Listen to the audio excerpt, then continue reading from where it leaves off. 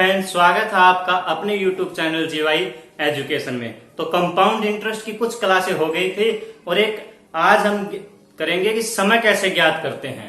तो आज हम समय ज्ञात करने वाले क्वेश्चन करेंगे। तो देखिएगा, हमारा फर्स्ट क्वेश्चन है,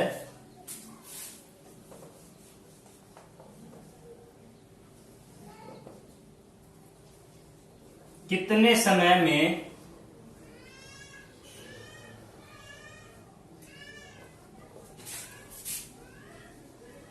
8,000 रुपए की राशि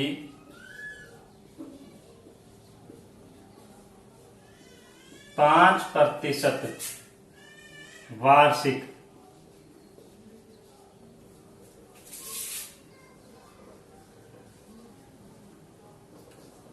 चक्रवर्ती ब्याज की दर से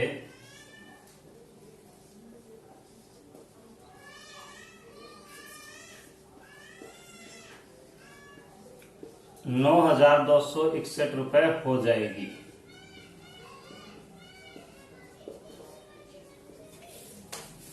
देखिएगा, जब भी ऐसा क्वेश्चन आता है तो उसने हमसे क्या पूछा है, कितने समय में, यानी समय की बात कर रहा है कि 8,000 रुपए हमारा मूलधन है और वो कितने रुपए बन जाता है, 9,261। तो इस क्वेश्चन को करने के दो तरीके हैं, first method, second method. First method तो ये है कि भाई मुझे पता है दर मेरी क्या है, 5%, यानी कि 1/20।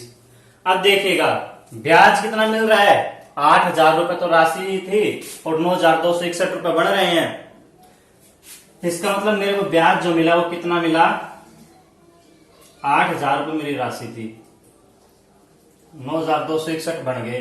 इसका मतलब ब्याज जो मेरे को मिला वो 1,261 रुपए ब्याज मिला है, यानी जो ब्याज मेरे को मिला है वो 1,261 रुपए ब्याज मिला है। अब मुझे ये पता लगाना है कि 1,261 रुपए ब्याज कितने वर्षों में मिलता है।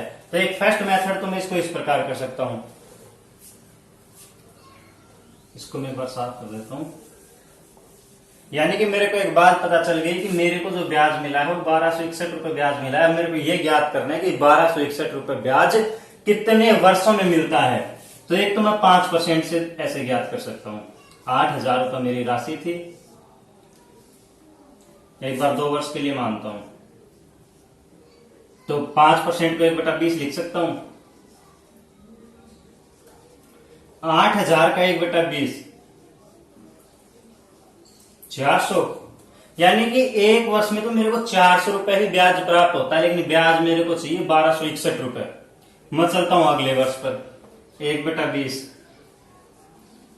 400, और इस 400 का 1/20 करूंगा तो आ जाएगा 20। यानी अब मेरे को ब्याज कितना मिल गया, 400, 400, 800 और 20, 820 रुपए ब्याज मिला है। इसका मतलब 2 वर्षों में भी नहीं हुआ इतना। अब मेरे को चाहिए 1,261, 2 वर्षों में मेरे पास आ रहा है 400, 400, 820, 820 ही आ रहा है। मेरे को तो 1,261 रुपए ब्याज चाहिए, कितने वर्षों में आता है ज्ञात करना है। मैं करूंगा एक बार तीसरे वर्ष और करके देखता हूं।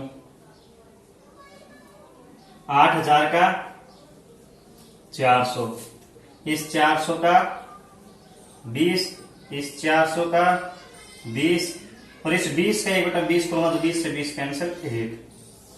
अब देखिएगा 400, 400, 800, 400, 1,200, 20, 40, 60 और 161, यानी 1,261 रुपए ही मेरे को ब्याज प्राप्त हो गया जो मुझे चाहिए था। तो इस प्रकार एक, तो इस तरीके से मेरे को पता चल गया 1 साल, 2 साल और 3 साल कि मेरा आंसर जो आ गया वो कितना आ गया, 3 वर्ष आ गया। कि भाई कितने समय में 8,000 रुपए की राशि 1,261 हो जाएगी, 3 वर्षों में हो जाएगी। लेकिन फ्रेंड्स इस तरीके से अगर हम करेंगे तो बहुत ज्यादा समय लग जाएगा। तो देखते हैं अगला मेथड, डायरेक्ट करेंगे। 5% दे रखा है, 5% होता है 1/20। अब देखिएगा, यानी 20 रुपए आप बैंक में जमा करा रहे हो तो आपको कितने होकर मिलेंगे, 20 आप जमा करा रहे हो तो कितने मिलेंगे, 21, तभी तो 5% हुआ। 20 का 21 मिले तभी तो 5% ब्याज मिला। अब देखिएगा मूलधन मेरा कितना है, 8,000।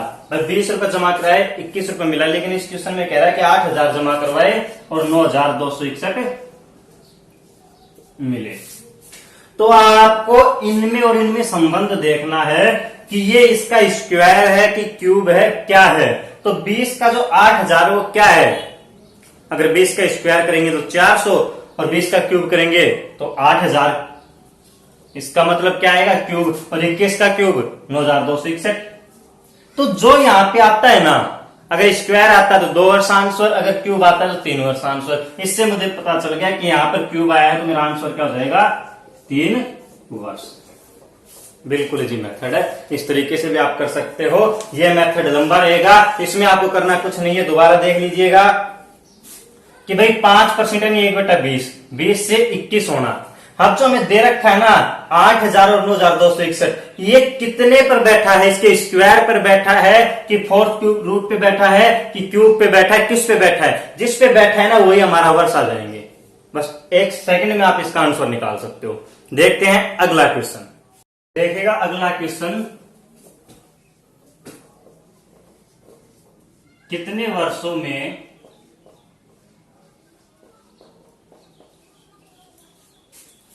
1200 रुपए की राशि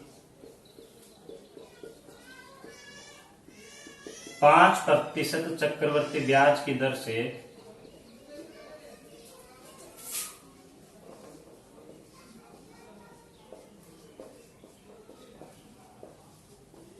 1323 रुपए हो जाएगी?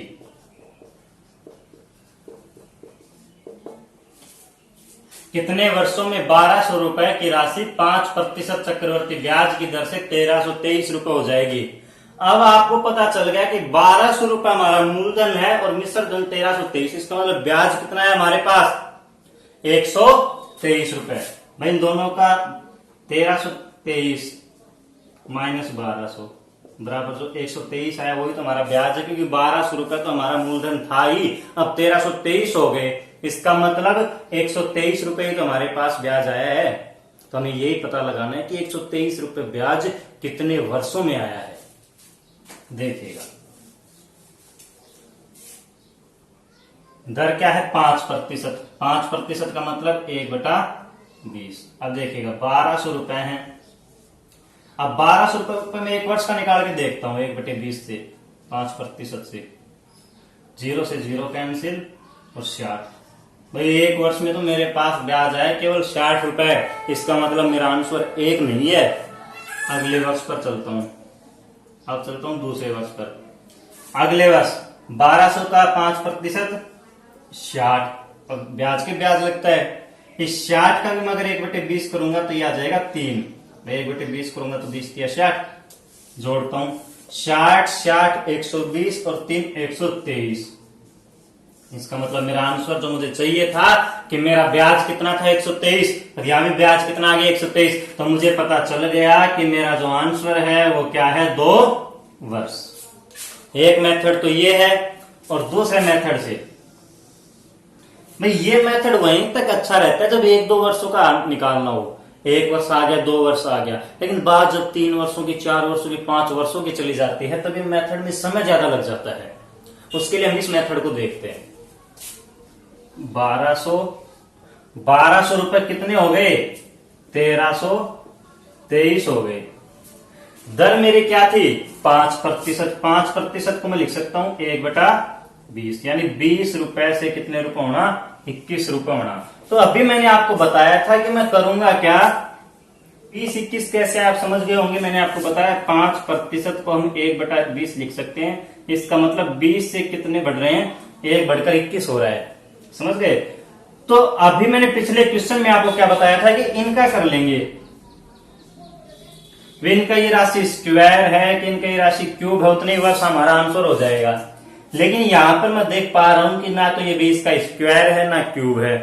तो ऐसी सिचुएशन में आप एक बार संख्याओं को कट करके देख लेना। इनको एक बार मैं 3 से कट करके देखता हूं। 3 चौक 12 और 2 0।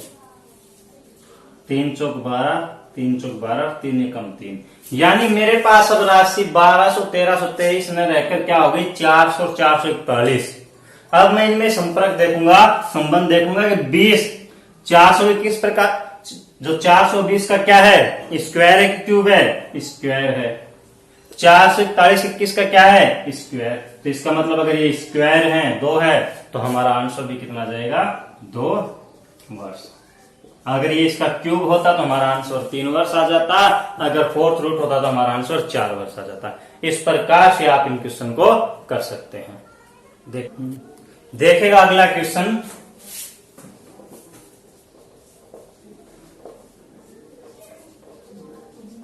कितने समय में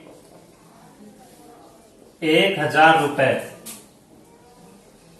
20% वार्षिक चक्रवृद्धि, नीचे लिख देता हूं, 20% वार्षिक चक्रवृद्धि ब्याज की दर से 1331 रुपए हो जाते हैं।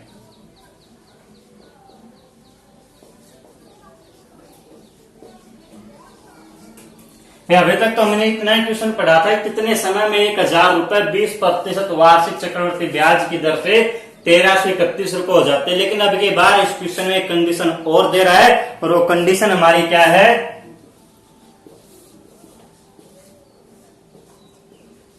जबकि ब्याज अर्धवार्षिक संयोजित होता है।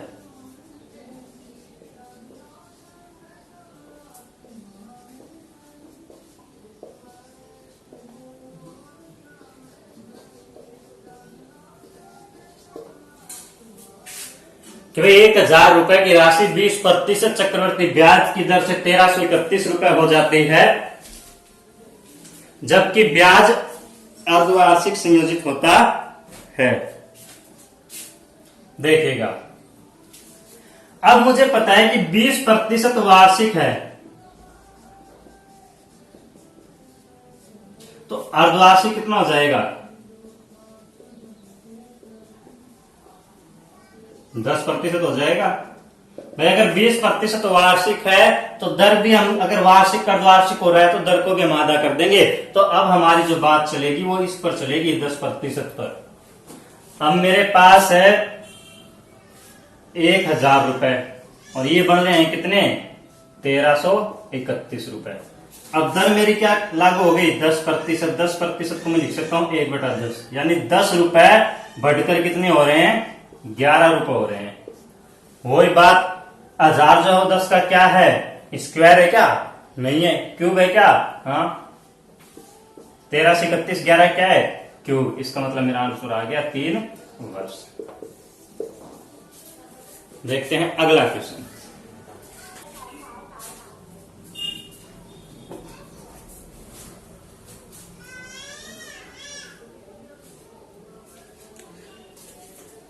देखिएगा, कई बार इस टाइप का क्वेश्चन एग्जाम में पूछ लेता है, किसी धन पर चक्रवृद्धि ब्याज की दर 6% वार्षिक है, यदि ब्याज 6 माही देय है, मतलब ब्याज जो है 6 माही संयोजित होता है, तो वर्ष भर के लिए प्रभावी दर क्या होगी। कि भाई अगर कंडीशन अगर अपने को 6 महीने अर्धवार्षिक के नहीं देता तो पूरे वर्ष के लिए दर तो 6% ही है, सीधा आंसर ही है। लेकिन ये कह रहा है कि जब ब्याज 6 माही संयोजित होता है, बीच में अर्धवार्षिक कंडीशन डाल दी इसने। अब बताओ पूरे साल पे कितनी प्रतिशत दर से ब्याज आएगा। तो इसके लिए एक फॉर्मूला मैं आपको बताता हूं, x plus Y plus X into Y upon में 100। ये फॉर्मूला बहुत जगह काम आएगा। ये इजी क्वेश्चन है तो इसको आप वैसे भी कर सकते हो, बाकी हार्ड क्वेश्चनों में ये फॉर्मूला काम आएगा। अब देखिएगा, मेरे को पता है कि वार्षिक दर मेरी क्या है, 6।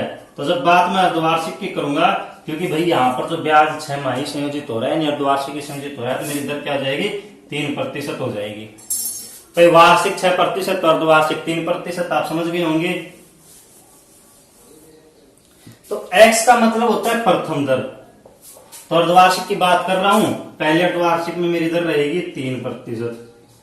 y का मतलब दूसरी दर। दूसरी दर दे रखी है क्या, नहीं दे रखी। पहली 6 माही में भी 3%, अगली 6 माही में भी 3%। जब क्वेश्चन ऐसे दे देना कि पहली 6 माही पे या फिर पहले वर्ष 6% की दर से ब्याज लगेगा, अगले वर्ष 8% की दर से लगेगा, तब यहाँ पर हम संख्या बदलते 8 लिखते। लेकिन क्वेश्चन हमें कह रहा है कि 6% वार्षिक है, तो अर्धवार्षिक हमने निकाल दिया 3%, और पहली 6 माही में भी वही 3%, अगली में भी वही 3%। तो इसका मतलब x 3%, अगली छमाही की भी 3% प्लस x और y यानी 3 गुना 3 बटे 100। 3 और 3 6 प्लस में 9 बटे 100। अगर इस 100 को मैं उठाऊंगा तो नीचे 2 जीरो है, तो यानी ऊपर 2 संख्या पहले पॉइंट लग जाएगा। तो एक संख्या 9 हो गई, दूसरी है, यहां मैंने पॉइंट लगा दिया, तो मेरा आंसर आ गया 6.09। मेरी प्रभावित दर क्या आ गई, यानी वर्ष के अंत में जब मेरे को ब्याज मिलेगा तो 6.09% की दर से मेरे को ब्याज मिलेगा। इस क्वेश्चन को वैसे भी टेस्ट करके देख लेते हैं, एक बार देखिएगा। माना मेरे पास 100 रुपए हैं, अब 6% वार्षिक दर से देने हैं, लेकिन 6% वार्षिक से तो दूंगा, लेकिन मैं अर्धवार्षिक संयोजित कर रहा हूं, तो अर्धवार्षिक संयोजित कर रहा हूं तो दर का भी आधा, और 1 वर्ष के लिए देने कह रहे हैं ना, वर्ष भर के लिए, तो 1 वर्ष के लिए दूंगा तो 6 माही कितने बार हिसाब होगा, 2 बार, और दर दोनों बार क्या काउंट करोगी, 3%। तो इस 100 का 3% से 3 रुपए ब्याज आएगा।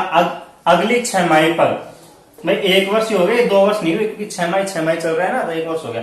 अगली 6 माही पर 100 का 3% 3 रुपए तो आ ही आएगा, और इस 3 का भी 3% मैं निकालूंगा, 3 का 3 बटा 100 मैं करूंगा, 3 का 3% अगर मैं निकालूंगा तो मेरे पास आ जाएगा 0.09।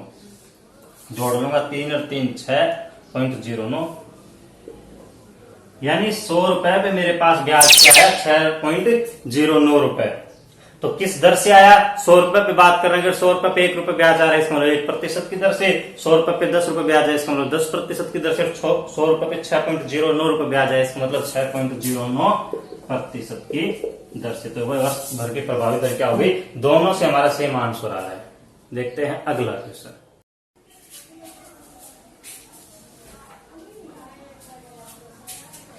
देखिएगा इस क्वेश्चन को, ये क्वेश्चन भाई विद डेट मैं आपको बता रहा हूं, 19 फरवरी 2018 को एसएफ 2017 का जो मेंस हुआ था उसमें आया हुआ क्वेश्चन है।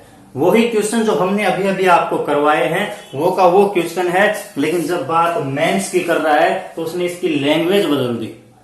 भाई जब एसएससी मेंस का एग्जाम करवा रहा है तो इसने इसकी लैंग्वेज बदल दी। क्वेश्चन वही है जो अभी अभी हमने 3-4 क्वेश्चन किए हैं। तो क्वेश्चन देखिएगा, यदि n वर्ष बाद 25,000 रुपए की राशि 10% वार्षिक चक्रवर्ती ब्याज की दर से, यानी मेरे को पता चल गया कि मूलधन मेरा क्या है, 25,000 रुपए है,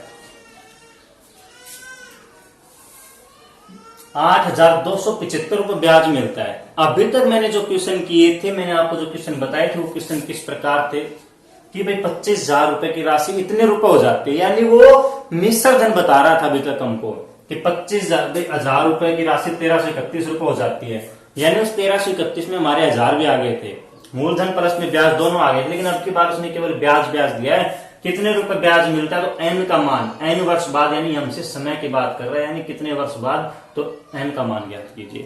तो कुछ नहीं करने ऐसे क्वेश्चन में, वो ही तरीका सेम टू सेम क्वेश्चन अभी तक हम पढ़ रहे थे कि 1000 रुपए की राशि कितने वर्षों में 1331 हो जाती है। हम देख रहे थे कितने हैं भाई, ये मिश्र धनी तो था, 1331 हो जाते हैं, ब्याज तो 331 ही आया भाई। 1000 रुपए मेरी राशि थी और 1331 हो गई, इसका मतलब ब्याज मेरे पास क्या आया, 331। और ये 1331 बना कैसे, मैंने इस मूलधन में मेरा ब्याज जोड़ दिया तभी तो बना है। देखिएगा ठीक उसी प्रकार आपको इस क्वेश्चन में करना है कि भाई मेरी राशि थी 25,000 रुपए, अब ये 25,000 रुपए पर 8,275 ब्याज आया, तो इसका मतलब मेरी राशि कितनी हो जाएगी n वर्षों बाद, 25,000 तो मेरी राशि थी और इस 25,000 पर मेरे पास जो ब्याज आया है 8,275, तो ये भी इसमें जुड़ जाएगा, तो मेरी राशि हो जाएगी 25 और 8 33,275 रुपए मेरी राशि हो जाएगी। अभी तक के क्वेश्चन में ऐसे लिख के देता था, अब की बार उसने अलग दे दिया तो हमने जोड़ लिया। तो आप समझ गए होंगे 33,275 कहां से आया है, ये मैंने 25,000 रुपए में मेरा ब्याज जोड़ दिया 8,275, तो ये आ गया 33,275। समझ गए होंगे कि कहां से क्या है। अब देखिएगा आगे वही बात, 10% वार्षिक चक्रवृद्धि ब्याज की दर से 10% को मैं लिख सकता हूँ 1/10, यानी 10 रुपए मेरी राशि कितनी हो रही है, 11 हो रही है। तो वही मैंने आपको बताया था कि ये जो ऊपर संख्या है ये इसका कितना क्यूब है, स्क्वायर है, क्या है। भाई कुछ नहीं दिख रहा है मेरे को, ना क्यूब दिख रहा है ना स्क्वायर दिख रहा है। तो जब भी ऐसी कंडीशन आ जाए कि ना वो क्यूब बन रहा हो ना स्क्वायर बन रहा हो, तो उस संख्या को कट करके देख लीजिएगा।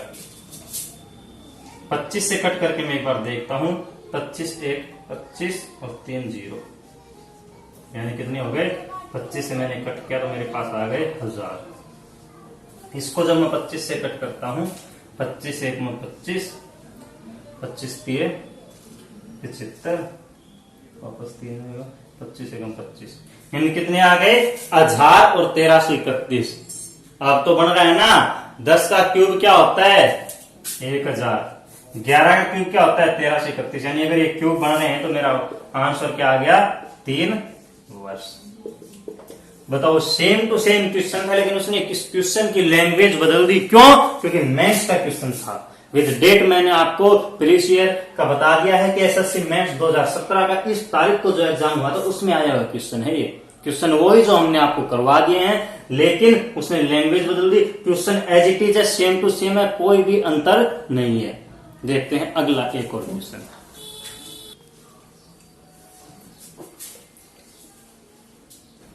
देखिएगा इस क्वेश्चन को, 250 रुपए की धनराशि 19 वर्षों में 750 रुपए हो जाती है, तो ब्याज की दर ज्ञात कीजिए। दिखने में क्वेश्चन छोटा है कि 250 रुपए की धनराशि 19 वर्षों की बात कर रहा है। ये क्वेश्चन आरबीआई का आया हुआ क्वेश्चन है, जिसका एग्जाम अभी नवंबर दिसंबर में हुआ था, कि 19 वर्षों की जब बात कर रहा है तब दर कैसे ज्ञात करें। तो इस क्वेश्चन को करने के लिए अगर हम 1-2 क्लासेज और करेंगे, उसके बाद में आपको इस लेवल पर लेकर चलेंगे। देखते हैं आज यहीं तक।